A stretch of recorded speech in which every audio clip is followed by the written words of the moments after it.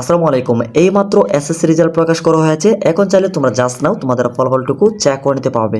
অর্থাৎ তোমাদের রেজাল্টটা কী রয়েছে সেটা কিন্তু তোমরা এখন দেখতে পাবে। তবে এখানে তোমাদেরকে সময় নষ্ট হওয়ার আগে এখানে তোমাদেরকে আগেই বলে রাখি, তোমরা যদি এখন অনলাইনে গিয়ে তোমরা ট্রাই করো তোমাদের রেজাল্টটুকু দেখার জন্য, সেই ক্ষেত্রে তোমাদের সময় শুধু যাবে কিংবা সময় ওয়েস্ট হবে।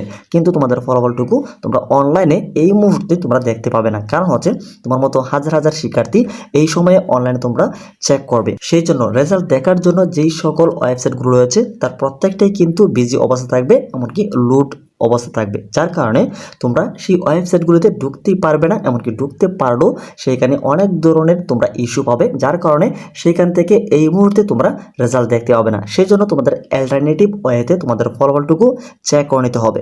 সেই অ্যালটারনেটিভ যেই ওয়েটা রয়েছে, তোমরা জাস্ট মোবাইলের SMS এর মাধ্যমে 1 মিনিটে অর্থাৎ মেসেজ দেওয়ার সাথে সাথে কিন্তু তোমাদের ফলাফলটুকু তোমরা তোমাদের হাতে পেয়ে যাবে। তোমাদের রেজাল্টটা কি আসছে জাস্ট একটি মেসেজের মাধ্যমে।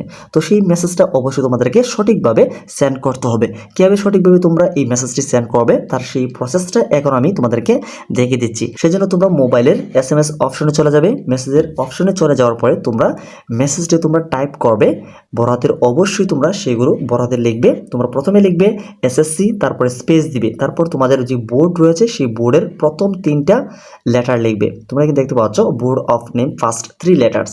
তারপর তোমরা রোল নাম্বার দিবে। কোন রোল নাম্বারটা দিবে? তোমাদের যে পরীক্ষার রোল নাম্বারটা রয়েছে সেই রোল নাম্বারটা দিবে। জাস্ট এতটুকু লিখে তোমরা এই মেসেজটিকে সেন্ড করবে 16322 এই নম্বরটিতে।